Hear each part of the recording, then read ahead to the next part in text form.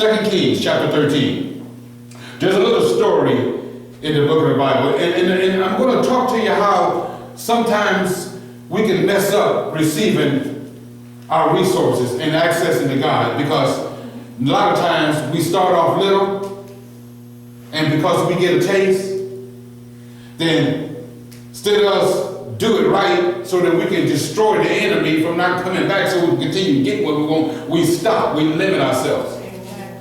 You see, sometimes you got to learn how to destroy the enemy, because he'll never come back then. Once you destroy and defeat the enemy in one thing, you ain't got to worry about him coming back and messing with you. And that's the truth.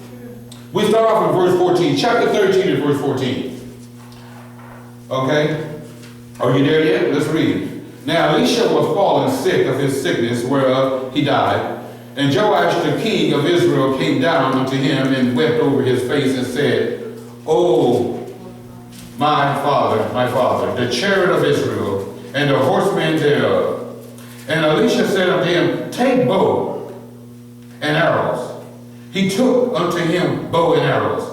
And he said to the king of Israel, "Put thy hand upon the bow." And he put his hand upon it, and Elisha put his hand upon the king's hand, and he said, "Open the window eastward." And he opened it. Then Elisha said, "Shoot." And he shot. And he said, "The arrow of the Lord's deliverance, and the arrow of deliverance from Syria, for thou shalt smite the Syrians in an epic, till thou have consumed them." And he said, "Take the arrows." And he took them. And he said unto the king of Israel, "Smite upon the ground." And he smote twice and stayed. And the man of God was wroth, like he was angry. That was Elisha, he was angry with them and said, "Thou shouldest smite 5 or 6 times. Then hadst thou smitten Syria, thou hadst consumed it, whereas now thou shalt smite Syria but twice." Otherwise, if you would have struck the ground 5, 6, 7 times, you wouldn't have to worry about that enemy coming back again. A lot of us just hit it once or twice, and we wonder, why can't we keep dealing with the same circumstances? That's what he's saying. In this account, King Joash wanted a small taste of Elisha. He told him to strike the ground with his arrows, so the king struck the ground 3 times now.